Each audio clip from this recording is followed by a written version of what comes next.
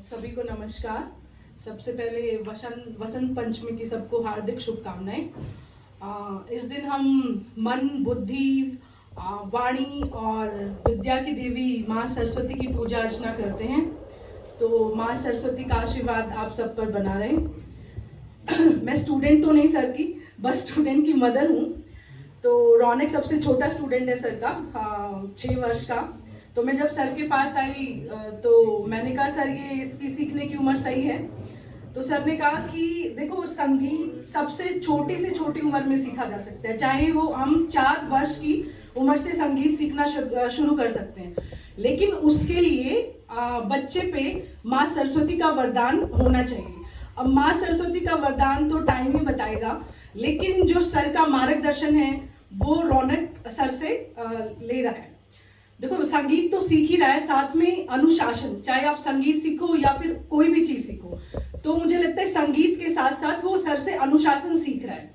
या हमें लगता है कि कोई भी छोटी से छोटी कोई भी बीमारी हो, बच्चे को बुखार हो गया या खांसी हो गई, सर आज छुट्टी है, नहीं बिल्कुल भी नहीं। अनुशासन लाइफ में बहुत जरूरी है। तो रौनक अनुशासन अच्छे से सीख रहा है और मैं यही कहना चाहूंगी कि माँ सरस्वती का वरदान आप सब पर बना रहे और सर का मार्गदर्शन तो है ही, तो सभी को सफलता मिले। Thank you. श्री कृष्ण मुंजाल जी, राजेश जी, मेरी बेटी समान सर की लड़की और प्यारे बच्चों, आज बड़ा ही सौभाग्य है कि हम माँ सरस्वती के चरणों में माँ सरस्वती का जन्म मनाने के लिए इकट्ठा हुए हैं। आपने बसंत पंचमी के विषय में सुना है, अनेक कथाएं बसंत पंचमी के विषय में कही जाती हैं, लेकिन काफ़ी बच्चे हो सकता है ना जानते हो कि हम बसंत पंचमी क्यों मनाते हैं। अनेक कथाएं हैं, उनमें से एक छोटी सी कथा मैं आपको बताना चाहूँगा। सबसे पहले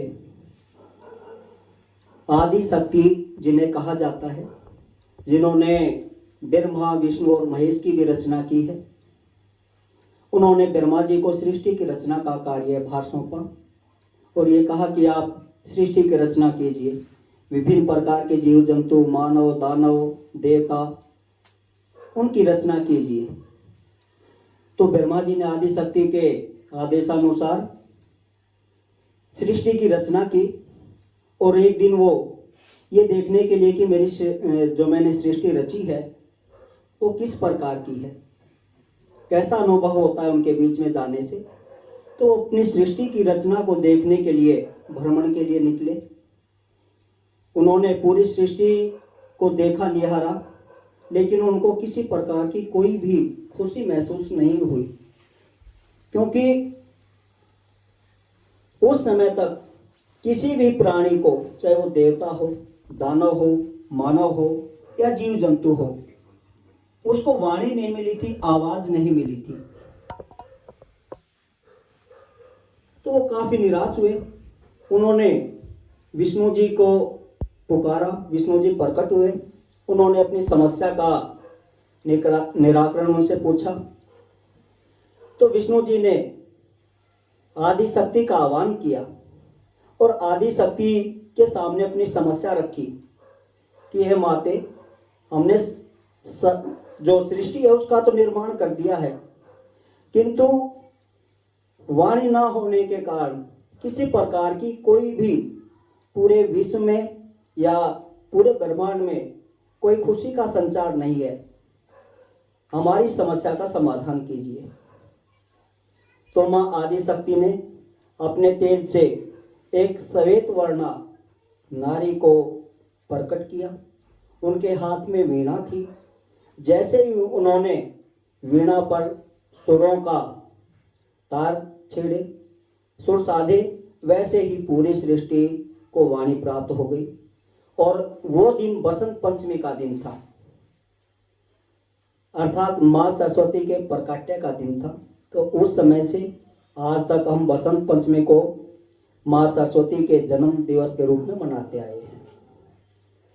बच्चों, आपने देखा होगा आपके पास कोई चीज़ है, आप किसी को देते हो तो वो कम हो जाती है, लेकिन माँ सरस्वती की विशेष अनुकंपा सभी के ऊपर रहती है कि जो ज्ञान है वो खर्चने से घटता नहीं बल्कि बढ़ता है। इसीलिए माँ सरस्वती का महत्व सर्वाधिक है। कहा भी जाता है, विद्या के भंडार की बड़ी अनोखी बात, ज्यों ज्यों खर्चे त्यों बढ़े, बिन खर्चे घट जा। हो सकता है आपके माता पिता हैं, उनमें से कुछ बहुत ज़्यादा ज्ञानी हो, लेकिन आज आप अपनी शिक्षा के विषय में उनसे कुछ पूछना चाहें तो आपके जो टीचर हैं हो सकता है उनसे कम पढ़े लिखे हों, लेकिन वो अपने आपकी समस्याओं का निराकरण कर पाते हैं, आपके माता पिता नहीं कर पाते। उसका कारण यही है कि आपके माता पिता ने जो ज्ञान अर्जित किया उसको खर्चा नहीं, जबकि जो आपके अध्यापक हैं अध्यापिकाएं हैं वो अपना ज्ञान बांटते हैं, और बांटने के कारण उनका ज्ञान कम नहीं होता बल्कि उनका भी बढ़ता है और आपका भी बढ़ता है। माँ सरस्वती का कितना महत्व है, बसंत पंचमी का कितना महत्व है, ये इससे भी सिद्ध होता है कि केवल 365 दिनों में से बसंत पंचमी का दिन ऐसा दिन माना जाता है जहां 24 के 24 घंटे शुभ मुहूर्त माना जाता है। हम कोई भी शुभ कार्य करते हैं उसके लिए हम मुहूर्त दिखवाते हैं, विवाह हो, शादी हो, गृह प्रवेश हो, घर की नींव रखनी हो, कुछ भी करना हो, उसके लिए हम पंडित जी के पास जाते हैं और मुहूर्त दिखवाते हैं। लेकिन बसंत पंचमी का दिन एक ऐसा दिन होता है, इस दिन कोई भी मुहूर्त सधवाने की जरूरत नहीं होती, क्योंकि 24 घंटे 8 घड़ी शुभ मुहूर्त रहता है। अवसर के विषय में थोड़ा देखिए, आप बच्चे सभी जानते हैं, हम संगीत के विषय में तो इतना जानते नहीं, लेकिन कोई अच्छी वाणी होती है वो कानों को अवश्य ही प्रिय लगती है। मैं सर के पास पहली बार अपने बच्चों को लेकर आया तो पहले ही दिन मैंने ये देख लिया कि सर अथाह ज्ञान के सागर हैं, और यहाँ मेरे बच्चों का भविष्य शिक्षा जो शास्त्रीय संगीत है उसके विषय में बिल्कुल सुरक्षित है। इसके लिए मैं कृष्ण मुंजाल जी का भी आभारी हूँ। उन्होंने सर के पास तक का रास्ता हमें दिखाया। हालांकि मेरे बच्चे, जिसको हम कह सकते हैं कि संगीत का ए आ तो जानते थे, जो सामान्य होता है वो गा लेते थे थोड़ा बहुत, लेकिन सुर क्या होते हैं, सुरों को किस प्रकार पक्का किया जाता है, या सुरों को कैसे साधा जाता है, या सुरों की साधना कैसे की जाती है, ये सारा ज्ञान मेरे बच्चों को यहीं प्राप्त हुआ है। और मैं ये चाहूँगा कि सर के आयु बहुत लंबी हो, वो दीर्घायु हो, और मेरे बच्चे हमेशा उनके साथ जुड़े रहें। मैं इसके लिए सर का बहुत ज़्यादा धन्यवाद करता हूँ।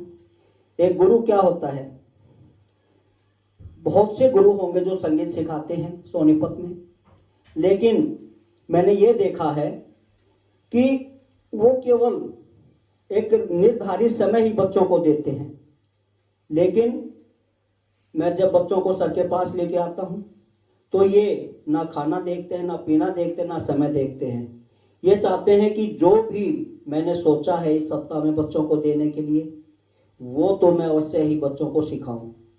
कई बार हो सकता है बच्चों को ये महसूस होता हो, सुबह जैसे 7 बजे सर बुला लेते हैं, सर्दी में 7 बजे आना बहुत कठिन होता है, खाली पेट आते हैं, 11 भी बज जाते हैं, 12 भी बज जाते हैं, 1 भी बज जाता है, लेकिन एक अच्छा स्टूडेंट ये समझता है कि जो सर करवा रहे हैं वो हमारे लिए बहुत ही उचित है, और एक समर्पित गुरु हैं। समर्पित गुरु प्राप्त होना या समर्पित गुरु मिलना बहुत बड़े सौभाग्य की बात होती है। आप सभी विद्यार्थी बहुत ही सौभाग्यशाली हैं कि आप सबको गुरु के रूप में श्री के गोस्वामी जी मिले हुए हैं। मैं एक बार पुनः माँ सरस्वती के चरणों में अपना नमन करता हूँ, और श्री के गोस्वामी जी और श्री कृष्ण मुंजाल जी का भी धन्यवाद कि उन्होंने यहाँ तक का रास्ता हमें दिखाया, सर तक पहुँचाया। धन्यवाद। धन्यवाद भैया साहब। देखिए, नातों में तारीफ